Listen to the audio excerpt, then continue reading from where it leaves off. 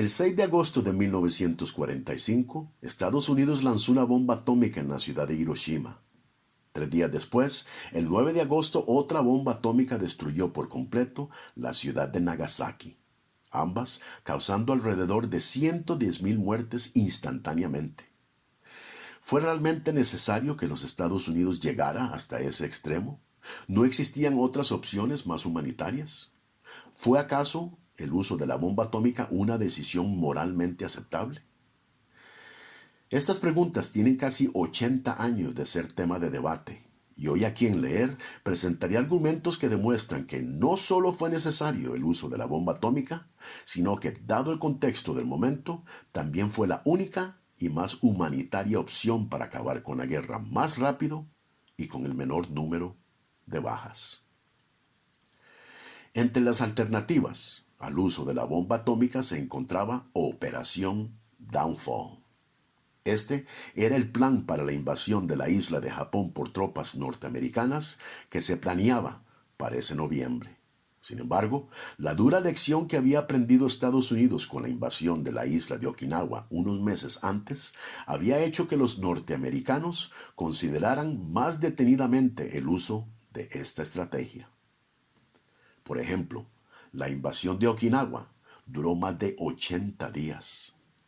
Fue el mayor asalto anfibio de toda la guerra en el Pacífico, donde hasta niños de las escuelas de la isla fueron forzados por el ejército imperial japonés a pelear como soldados, y donde cerca del final, con la eminente victoria de los Estados Unidos, miles de civiles de la misma isla se suicidaron arrojándose a los acantilados por los falsos reportes de los militares japoneses que les aseguraban que los norteamericanos cometerían todo tipo de atrocidades contra ellos.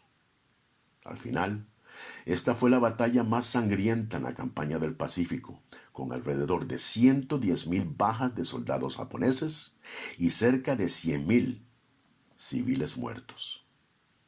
Las pérdidas de los norteamericanos fueron de cerca de 50,000 soldados. Considerando estos números, se llegó a la conclusión que una invasión a la isla de Japón, que es cientos de veces más grande que Okinawa, hubiera durado más de un año y hubiera dejado a millones de bajas civiles y militares japoneses, sin contar con aproximadamente 500,000 bajas en los Estados Unidos.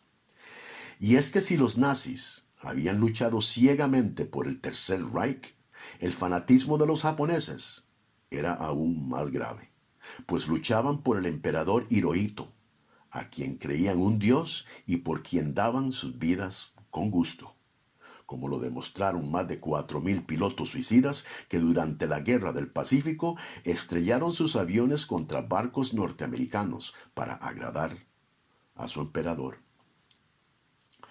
Los japoneses no buscaban rendirse incondicionalmente. Lo que ansiaban era una salida negociada para preservar su nación, su gobierno, el territorio conquistado y finalmente evitar a toda costa los tribunales por crímenes de guerra, algo que Estados Unidos no iba a permitir. Otro tema importante era la eminente invasión que representaba el ejército soviético al norte de Japón. Verán ustedes, inmediatamente después del lanzamiento de la primera bomba atómica a Hiroshima, Stalin le declaró la guerra a Japón e inmediatamente invadió Manchuria, donde el ejército imperial japonés fue aplastado, perdiendo más de 22,000 soldados y motivando así al ejército rojo a fijar su mirada en Japón, donde pretendían invadir y conquistar el mayor número de territorio. Sin un rápido fin de la guerra, Japón se hubiera convertido en otra Alemania dividida. Encima de todo esto, había que considerar que más de 100,000 prisioneros de guerra de todos los países aliados habitaban en campos de concentración en toda la isla, y se temía que con una invasión todos hubieran sido masacrados por sus captores para prevenir una insurrección. Es claro entonces que una invasión no era una opción viable para los norteamericanos, como tampoco lo era continuar con el bombardeo de ciudades. Y esto por dos razones. Una, que el incremento de muertes en la población no estaba teniendo ningún efecto en los líderes japoneses que rehusaban rendirse.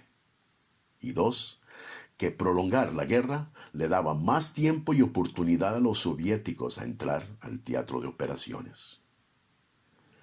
Muchos convenientemente ignoran que días antes del lanzamiento de las bombas se arrojaron cientos de miles de volantes, advirtiendo a la población que salieran de las ciudades. El propósito de esta estrategia era no solo de prevenir a los habitantes y afectarlos psicológicamente, sino de también debilitar la manufactura de armamento, haciéndolos abandonar sus labores. Se ha dicho que Estados Unidos bien pudo haber lanzado la bomba en un lugar desierto para hacer una demostración a los militares japoneses del poder devastador de la bomba sin la necesidad de que hubieran víctimas. Pero esta opción también fue rechazada, ya que los líderes japoneses ni siquiera se habían impresionado con la devastación que sufrió la ciudad de Tokio el 9 de marzo de ese mismo año, donde 334 aviones bombarderos B-29 habían dejado la capital en ruinas, con más de 100.000 muertos. Si este bombardeo, considerado por expertos como el peor y más devastador de la Segunda Guerra Mundial, había fallado en quebrantar la intransigencia de los líderes japoneses, entonces era menos de esperar que lo lograría una simple demostración de fuerza. Y la prueba de que los estrategas estadounidenses tenían razón es que los japoneses hicieron caso omiso a la primera bomba, requiriendo una segunda 3 días después. Y aún así, todavía les tomó casi una semana más para decidir rendirse incondicionalmente. Y esto por la fuerte intervención del emperador Hirohito ante una feroz oposición de militares que deseaban continuar con la guerra. Muchos, para criticar a Estados Unidos, hacen de Japón una víctima, muy convenientemente ignorando que fueron ellos, los japoneses, los que provocaron la guerra con Estados Unidos, atacando la bahía de Pearl en diciembre de 1941. Además de pasar por alto el historial de atrocidades cometidas por el ejército imperial japonés, como por ejemplo durante la ocupación de Nankín, en China, donde el pillaje, la violación de miles de mujeres y niños y la matanza de civiles resultó en el genocidio de aproximadamente 300.000 chinos. Japón no era una víctima. En resumen, la bomba atómica dio fin a la Segunda Guerra Mundial. Sin ella, hubieran perecido millones de japoneses, cientos de miles de norteamericanos y más de 100.000 prisioneros de guerra. La bomba atómica frenó una invasión soviética al norte de Japón. Y finalmente, la bomba atómica finalizó la brutal ocupación de los japoneses en territorio chino. Y quién sabe si tal vez la bomba atómica siga salvando vidas hoy en día, actuando como un desincentivo a las naciones con armamento nuclear. Les damos la bienvenida a Logos, Ética, Evidencias y Razones. Si encuentra provecho en el video, marque me gusta y suscríbase a nuestro canal. Mi nombre es Eric Aguilar y de parte de Leer, les doy las gracias por escuchar.